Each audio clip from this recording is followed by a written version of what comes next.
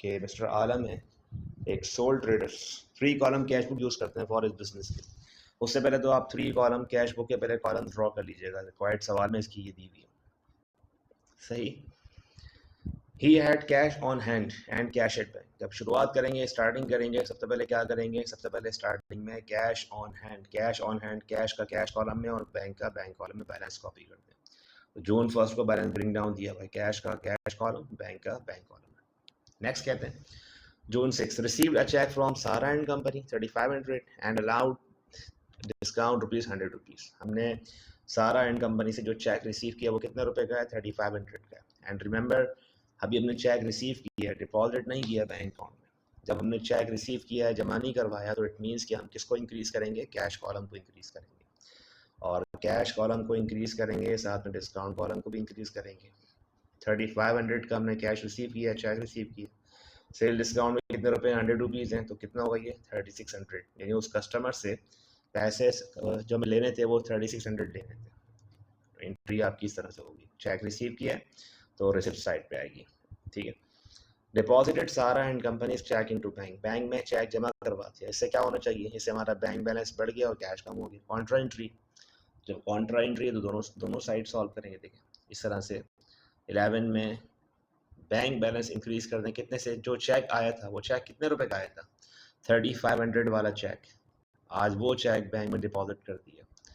तो दोनों side entry होनी चाहिए। एक तरफ हमारा बैंक बैलेंस बढ़ गया और हमारा कैश कम हो गया। तो 3500 से यहाँ पे देखें बैंक बैलेंस इंक्रीज कर दें, जबकि 3500 से हमारा यहाँ पे कैश क्या हो गया, कम हो गया। ठीक है। जब कॉन्ट्रा एंट्री होती है तो दोनों साइड पहले डेट को आइडेंटिफाई कर ले करें। यहाँ भी डेट मेंशन कर दें, वहाँ भी डेट मेंशन कर दें। यहाँ भी लिख दें सी कॉन्ट्रा एंट्री, वहाँ भी लिखें सी कॉन्ट्रा एंट्री, और फिर दोनों साइड इसकी एंट्री सॉल्व कर लें। नेक्स्ट कहते हैं issued a check for ₹2500 to Baker and Company in full settlement of their account ₹3000। हमने बाकर एंड कंपनी को चेक इशू किया 2500 का, जबकि फुल सेटलमेंट हमारा अकाउंट उनसे कितने का था, 3000 का था। ये पेमेंट जो हमें करनी थी वो कितनी करनी थी, 3000, और हमने चेक कितने का इशू किया है, 2500 का।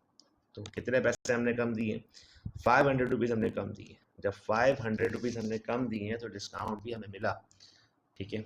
अच्छा अब बताइए, चेक इशू किया है, पेमेंट की है, तो पैसे हमने रिसीव तो नहीं किए होंगे, पैसे पे किए, तो किस साइड पे एंट्री आनी चाहिए, पेमेंट साइड। देखें रिमेंबर की जो लेफ्ट साइड है इसको हम रिसिप्ट साइड कहते हैं, और जो राइट साइड है इसको हम लोग पेमेंट साइड कहते हैं। तो ये पेमेंट साइड पे पैसे आना चाहिए 15 में।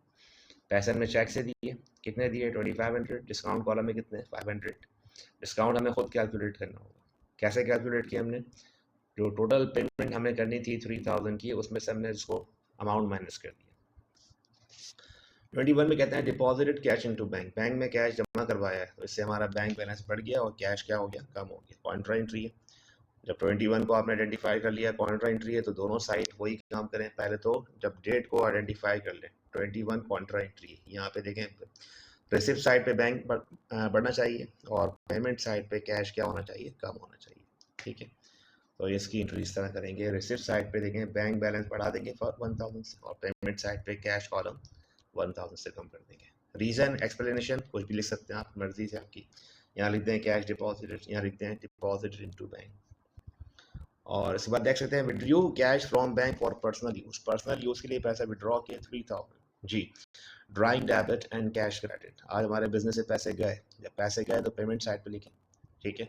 ड्राइंग ऑनर ने की है तो पैसे जाने चाहिए पेमेंट साइड। हाँ, पैसे विड्रॉ कहाँ से किए, ये इंपॉर्टेंट बात है। कैश फ्रॉम बैंक, जब पैसे विड्रॉ किए हैं वो बैंक से विड्रॉ किए पैसे। ठीक है। जब पैसे इन्होंने बैंक से विड्रॉ किए तो इससे हमारा बैंक बैलेंस क्या होना चाहिए, कम होना चाहिए। तो ये कम कर दें इसको, 3000 लिख के। लास्ट कहते हैं withdraw cash from bank for office use, office use के लिए पैसे विड्रॉ किए। जब आपने ऑफिस यूज के लिए पैसे विड्रॉ किए तो इससे कारोबार में कैश बढ़ गया और बैंक बैलेंस कम हो गया। कैश को प्लस करेंगे और बैंक को माइनस करेंगे। ये भी कॉन्ट्रा एंट्री है। अब जो कॉन्ट्रा एंट्री है इसमें रिसिप्ट साइड पे क्या होना चाहिए, रिसिप्ट साइड पे बैंक बैलेंस कैश बढ़ना चाहिए। ठीक है।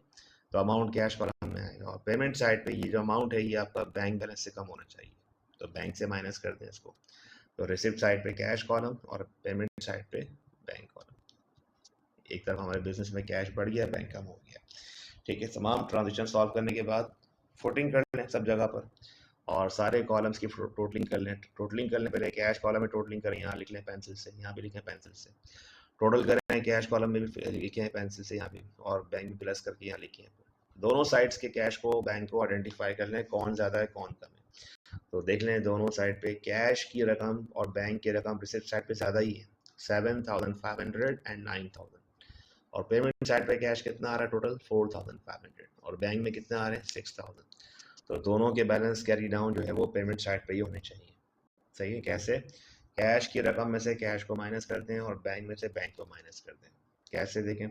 7,500 में से 4,500 माइनस करें, यह आ गया बैलेंस कैरी डाउन मंथ के एंड पे कैश का 3,000। और बाय चांस इत्तेफाक की बात यह है कि 9,000 में से 6,000 माइनस किया तो ये भी 3,000 आ रहा है, लेकिन ज़रूरी नहीं है कि दोनों की जो बैलेंस कैरी डाउन है सेम आ रहे हो। इत्तेफाक है, बाय चांस ये ऐसा हुआ है कि दोनों के बैलेंस 3,000 आ रहे हैं।